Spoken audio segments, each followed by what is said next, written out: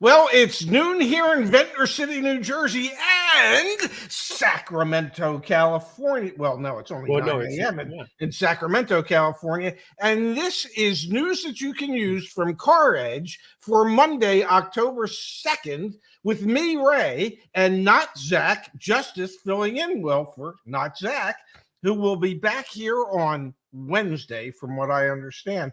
Justise, you look much better than you did the last time I saw you on Friday. Thank you. I feel so much better. I last week was a blur, but I am here ready to go this week. And Duking it out.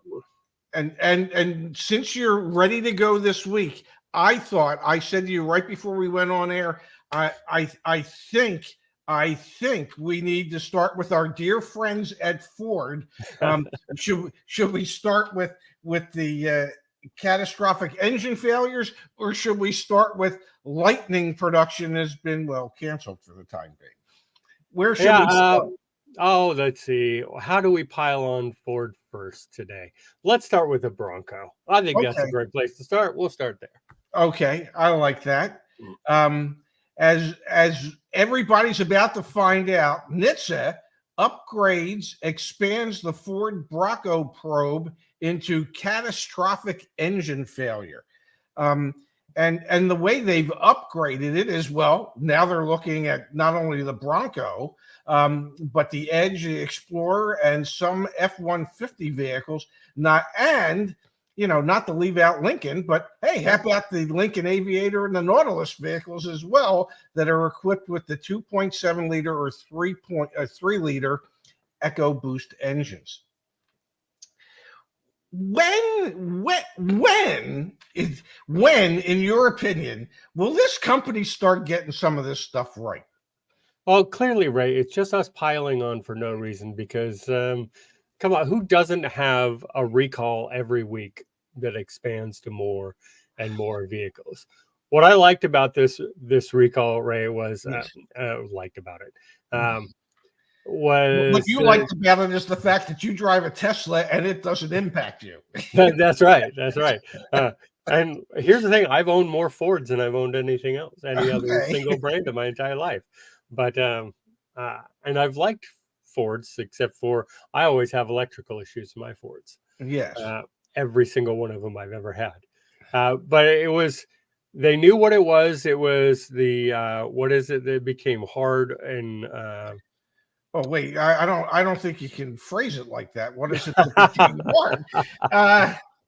What is it that became hard for them was building a product without having to recall it. But I believe you're talking about a valve of some kind. Yes, the valves, when being machined, they got too hot, and they became excessively hard and brittle over a certain temperature.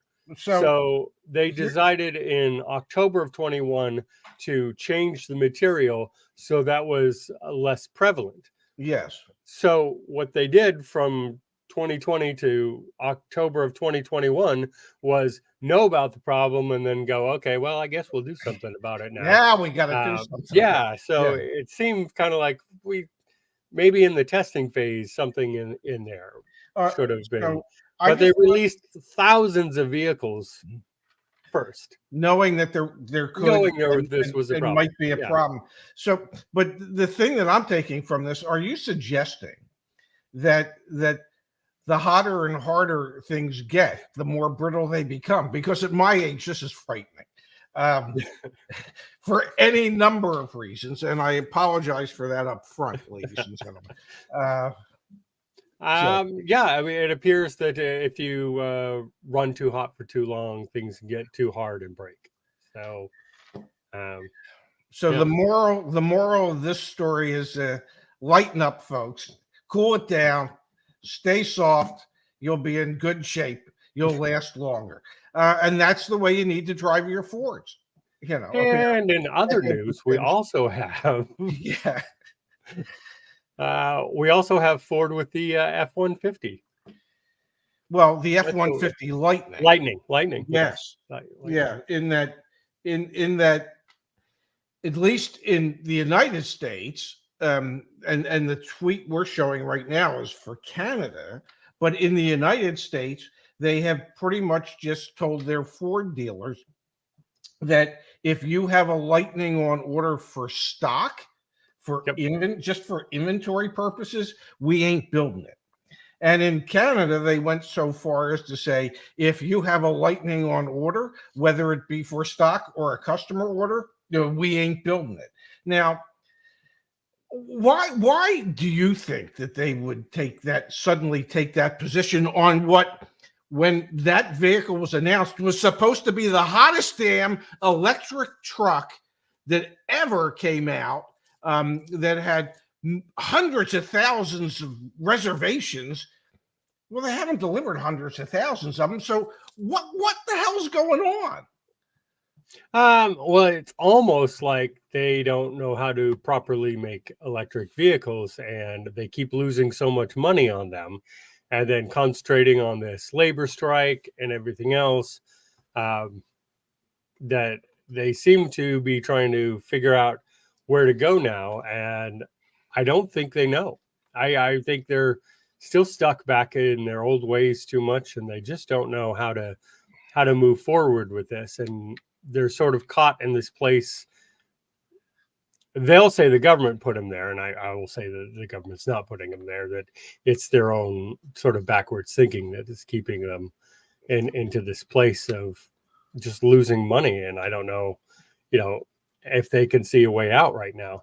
I personally, I think it's kind of like a twofold thing. They realize, and they know, and they admitted earlier in the year when they had to be more competitive in their pricing and lowered their pricing because Tesla had lowered theirs, and they had projected a loss on the EV division for this year at $3 billion. And when they had to lower their pricing, they then updated what the anticipated loss for EV sales would be this year for the EV division to $4.5 billion. So they're not making money on them, number one, when they build them and wholesale them to their dealers. But I think more than anything, I think the reason that they're not building them for inventory, for dealer stock, is because dealer stock in Lightnings has gone up dramatically. Yep. And the market has, if the valves in those EcoBoost engines were as soft as the market is for the Ford F-150 Lightning, they wouldn't be having an issue with catastrophic engine failures in those vehicles, because right now there is no market for the F-150 Lightning. No, there doesn't. Part of that is we've talked on the EV show a million times, and I know you and Zach have covered it here, is they're too expensive, right? They're just too expensive. We need affordable EVs if we expect people to buy them, and these vehicles, even at their negotiated price, are just still too expensive. And automakers need to figure that out, how to make cheaper EVs that people want if they expect people to be buying these things. The expenses is one of the problems, but I don't. Can I say this real fast, Ray? Yes. That when we talk about expense, I want to make it clear. Ford has like somewhere near 5% labor, so their expense isn't labor. Yeah, they're losing money is not on labor. Yeah, the total cost in the production of Ford vehicles that is attributable to labor is about 5%, okay, of their total cost. So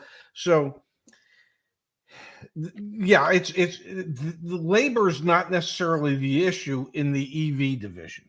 Obviously, the EV division is the cost of raw materials, the cost of development, so that they can, because let's face it, it ain't cheap to suddenly say, okay, we have to develop new platforms to handle the weight of these batteries, just everything about it. I mean, we were at the Ford Rouge plant, and we walked through the truck facility, and it was it was pretty remarkable to look at. But you could see where the extra cost would be, even though there's fewer moving parts and all that. All the engineering and design and everything else, there's huge expense that's associated with this. But that was a great trip, by the way. I loved going through that plant. It was very. it was Everyone at Ford was great to us. Yes. Treated us really well. The staff there was super nice, and it was a great experience to be able to go and tour that plant. That was amazing. Do you know why they treated us nice? Because we were paying them. Well, that, and we didn't go in wearing signs that said, "Hey, we bash Ford every chance we get." Had we done that, they might not have accepted our tickets. But I think part of the issue for Ford, and you touched on it, is part of it is the expense of the vehicles. But you know what? You remind me all the time that in many cases today, you can get a EV, a desirable EV. Might not be desirable to me, but it's a desirable EV. The Model 3, just under 40 grand? Yep. So in today's world, and my definition of affordable for Americans is $40,000 and below. And when we take into consideration that the average transaction price across the board is close to $48,000, if you can look at vehicles that are under 40 grand, you're doing pretty well. And there are EVs out there that are under $40,000. I don't know that Ford's ever going to be able to make one. General Motors makes them in the Bolt, and I guess the new Trailblazer and whatever else they're coming out with. My question would always be is, how many of them are they going to make at the lower price point? And how fast can they make them? Exactly. And it just speaks volumes when you see Ford doing what they're doing with the F-150 Lightning, that there was just, I'm trying to think of the right way to say this. Maybe all the hype, the reported hype around the F-150 Lightning wasn't real. Well, I mean, is the hype ever real on any of them? But I'll even put my precious Tesla up there and say, is the hype ever really? I mean, expectation is never met on that kind of hype. You have to hype up these vehicles and try to get it. But like Ford just they're seeming to miss the mark. I think MK had it in here, right? I don't see where it was, but they're not retrofitting their plants properly. They don't have proper production for EVs. They're trying to do the old assembly that they did. And one thing I learned at the Rouge plant was Henry Ford's original vision, which looks an awful lot like Tesla's vision. Yeah. Ford used to bring in the raw material, make all the parts, put them together, and go through that. Well, that's what Tesla wants to do. Now Ford has all those smelting plants and everything else out there that they don't even own anymore. They sold them off to other people, and they're buying these parts and putting them together. They're basically just an assembler, and that's it now. Yes. And that went way away from what Henry Ford's vision was, and I think that's part of what is leading Tesla through the way, is that they're doing so much of it just on their own and eliminating as many middlemen as possible. Well, the other thing that they got away from, that Henry Ford said, was their commitment to make affordable vehicles. And we sat through that propaganda film. That was the first room you go into when you do the tour of the Rouge plant. And we all said the same thing at the same exact moment. That narrator said, Henry Ford's vision was to build affordable vehicles. And it was like, okay, well, when did that vision come to an end? Because it has. Hell, they don't even want to make cars. I mean, truly, all they're really interested in is making pickups and SUVs, Yeah, and yeah. the bulk of which are not affordable. But that I guess is a rant and a story for another day. But I just find it odd that a vehicle, when it was first announced, that allegedly had 150,000 or 200,000 reservations, and they've what, maybe built 100,000 Lightnings total since they first announced it. Um, that they're going to stop the production going forward simply because the market has evaporated. Well, what Yeah. happened to those 150,000, 200 to 200,000 reservations? What happened to those? I question that too, because I see here in Northern California where EVs are very abundant. My gas prices, Ray, are $6.49 a gallon for regular Oh my up goodness. here. So that was yesterday, Okay. and but you go by Ford and they've got rows of Lightnings lined up. Like, so even in EV country where gas prices are through the roof, uh, I see Lightnings just stacking up over there, and Mach-E's too. And I go, okay, well, clearly there's something going on that even in a place where everyone wants to buy an EV, they're not buying those.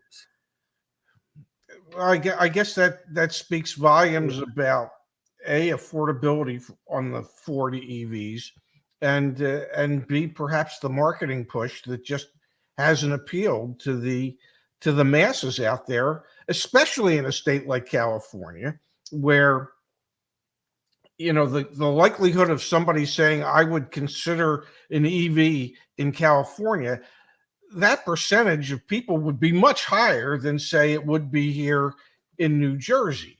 And so if you can't get people in a state where there seems to be a major commitment, not only from the state to get people to want to buy EVs, but the citizenry of that state seems enamored with the thought of buying. If you can't get those people to come in and buy your electric vehicles, where the hell are you going Yeah. to get people to buy them? No, I agree. I don't know where, because it was certainly not going to be, we were up in Michigan. It's not going to be in Michigan. I tell you that. I was there. Well, I was in Detroit long enough to know. Yeah, that's not a big EV town. So if you can't do it in California, you got to rethink your strategy there. And speaking of strategy, there was an article that I sent you earlier, um, about who the winners could be, with the UAW strike, and once it's settled. Um, Yeah.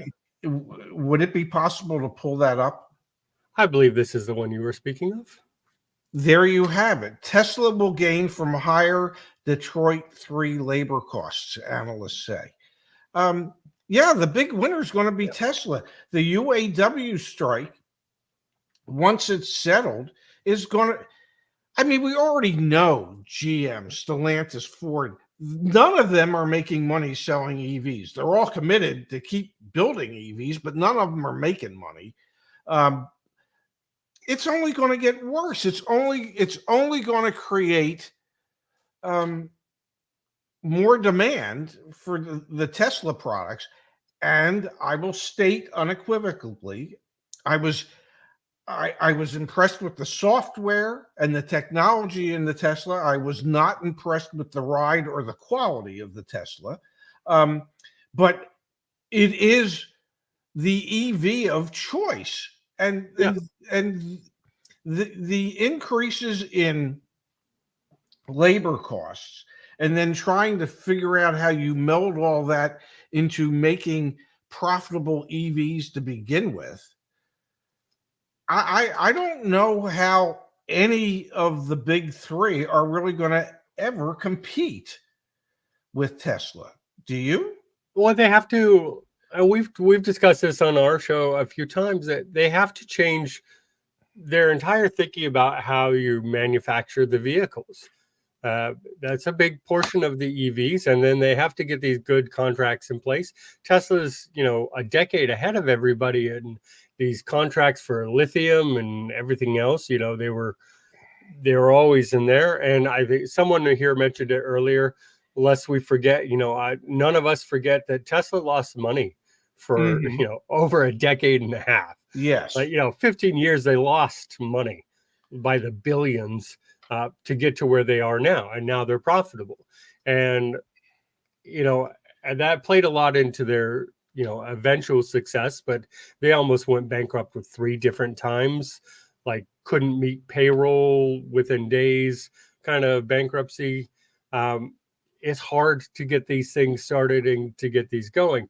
Now the legacy auto manufacturers think they have, well, we know how to build cars, but it's not the same thing. It just, these vehicles have to be created differently to be profitable, and you're going to have to rethink your strategy. And I don't count anybody out Uh-huh. ever. Like, that, Ray. I don't want to count anybody out, but I see more hope for Toyota than I do for Ford. Going into the future of being able to do these kind of things, because Toyota pivots and maneuvers, and Ford seems to be sort of stuck into this rut of, well, this is how it's done. Yeah. We invented the assembly line, and that's what we're going to do, kind of thing. It's like, well, it's time to pivot. It's time to rethink how you do things. Just because you've done it one way for so long doesn't mean that that's the only way. Yeah. And oftentimes it's when you're confronted with sort of that rock in the middle of your road, the idea, especially if you're in leadership of these major companies, is not to go to your board and say, well, the problem is there's a rock in the middle of the road.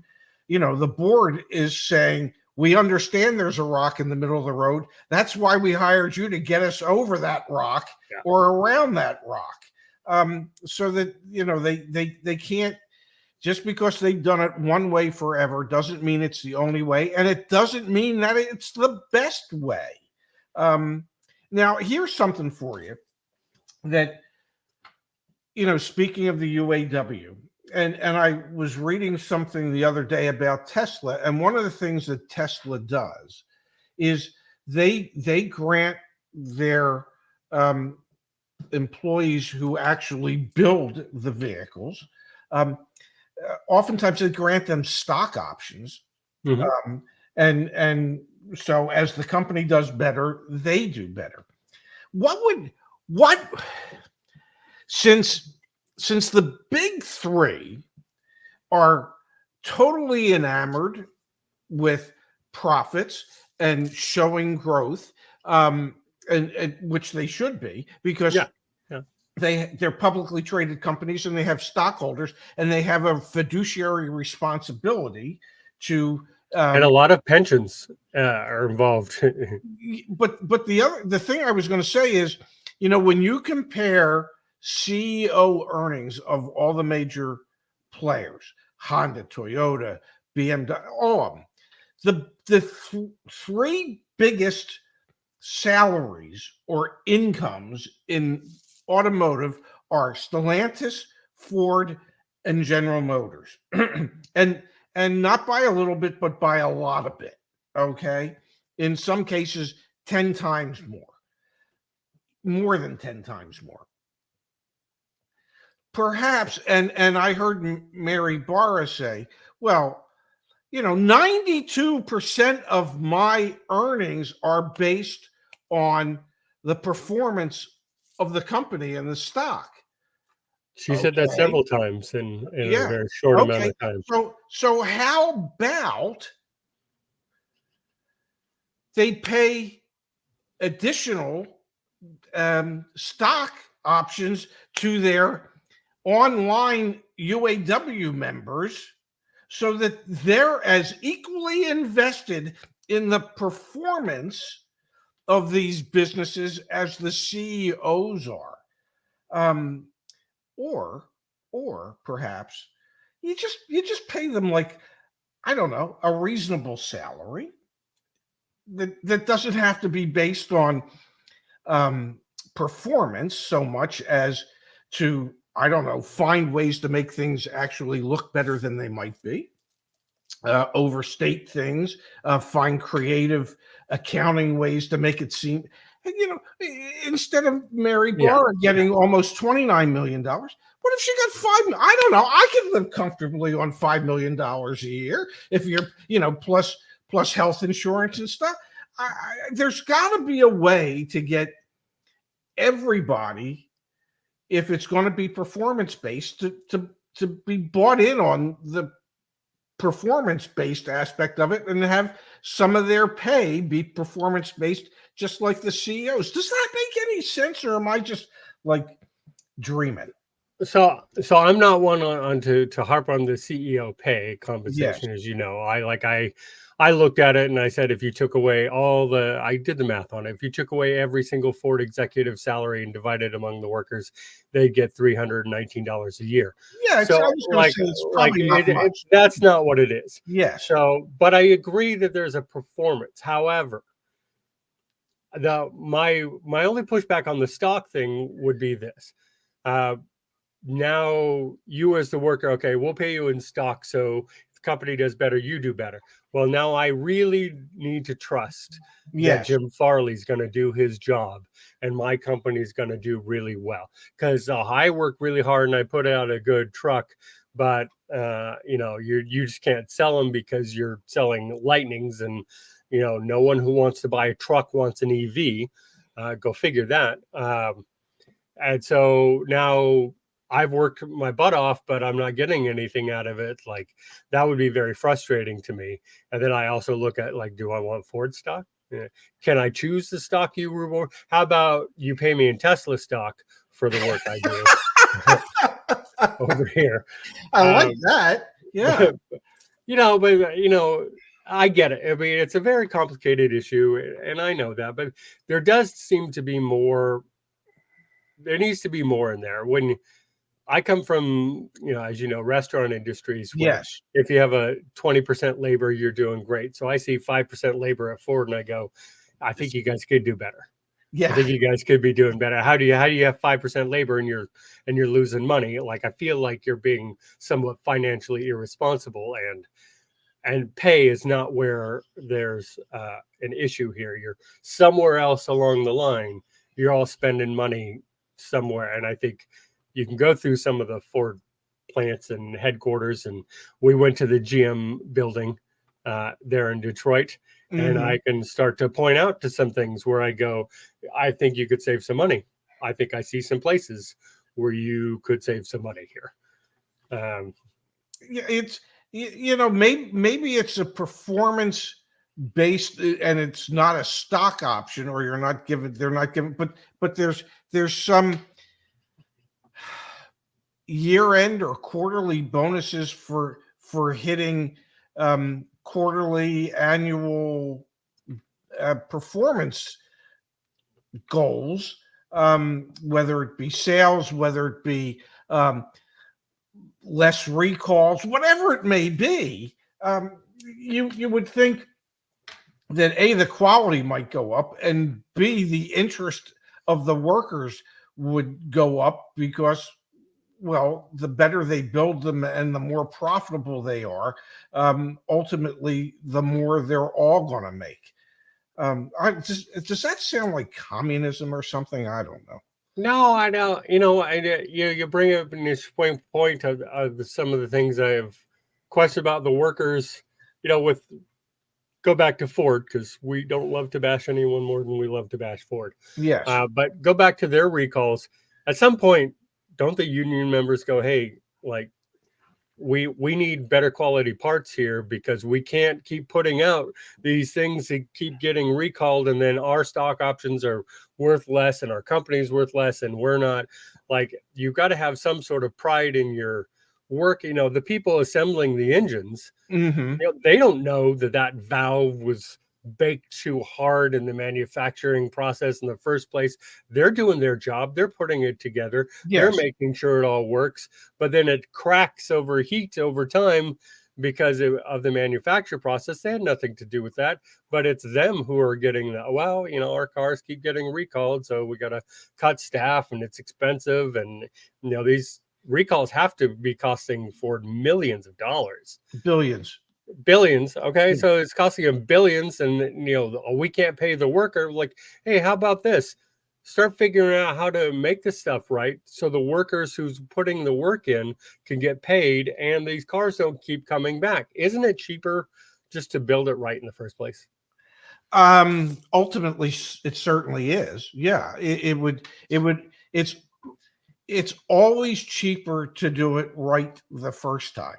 I mean, I get that. I guess there are bean counters that disagree. Yes. Well, no, the bean counters will say that, okay, we know some of this stuff's going to fail, but ultimately it's cheaper to let it fail than it is to bear the expense of building it so that it won't fail from Jump Street. Because some of the vehicles that should be recalled or are recalled will never come back to get the repairs done. So yeah, the bean counters will go ultimately, well, it's cheaper to do it this way over the long run than it is to do it the right way. And there just seems to be something wrong with that thinking, that it's cheaper to do it wrong than it is to do it right. It should be the rewards for doing it right in the first place should be greater than the rewards for doing it wrong. Yeah. And DZ here says it's not the design, it's a poor workmanship and materials used. I don't know that it's poor workmanship. None of the recalls I've seen have been, hey, this bolt wasn't tightened enough over here and on these vehicles, and it was. I'm not seeing workmanship, and what I'm seeing is a lot of material issues. Yes. And how it's does predominantly what it is. Yeah. And how does the worker know that bolt is going to crack? Yeah. Like, I don't know that they do know, No. And that's where I'm seeing a lot of the issues. And that's where I kind of come down, on that, feeling bad for the workers who I think are, because we saw what they do. They have 1 minute to do that job, right? Yeah. And they do that same task every minute for 8 hours a day, which just shoot me. I couldn't do that. Yeah, man. If you only gave me a minute to do my job, I'm not even showing up. And to do it for 8 hours, to do it 60 do each task. You're doing the same flipping task 60 times an hour, times 480 flipping times in a day. Yeah. Like, and none of the recalls that I'm seeing are these guys. Like, right, I'm not seeing anything of it's station 142 who is not tightening his bolts on all these vehicles, and it's not like that's not what any of these recalls are. So you got the people doing their job, working their butts off, doing a task that I just could not do, and their companies just falling apart. Yeah. I don't get it. There are 4 people we need to acknowledge. And I'll start if it's okay with you. Yes, please. There we go. Drylock. Thank you so much for the $2 donation. People paid huge markups for these junkers. Speaking of the Bronco. Yeah. Well, yeah.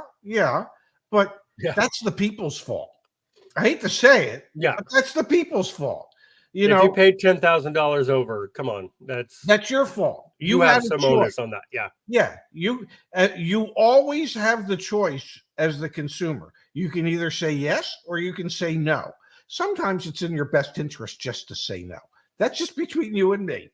From Fernando Cruz, a $3 super sticker, which means I have to do silly stuff like this. You get to sit comfortably in your chair. Thank you so much, Fernando. From Eddie B, Ray and Company, no one wants EVs.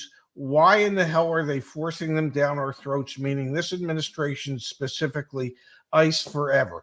Eddie, if I may, thank you for the donation. But there is a percentage of the population that does want EVs. And yes, Justice is a perfect example.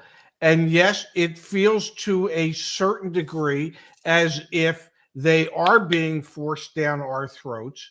And it is governments, not just ours, but governments globally, that are all bought in on this and doing it. And I don't know that ICE forever is necessarily the answer. There's something in between, or there's something that accomplishes or allows both. There should never be an either or. I think it can be both. And if the automobile manufacturers can produce EVs that the public wants, and there's good reasons for the public, they'll buy them. And for those of us who were stuck in ICE vehicles because I live in a condo that doesn't have charging, and I drive 5,000 miles a year, I don't need an EV. There should be room for both. Do you agree or disagree?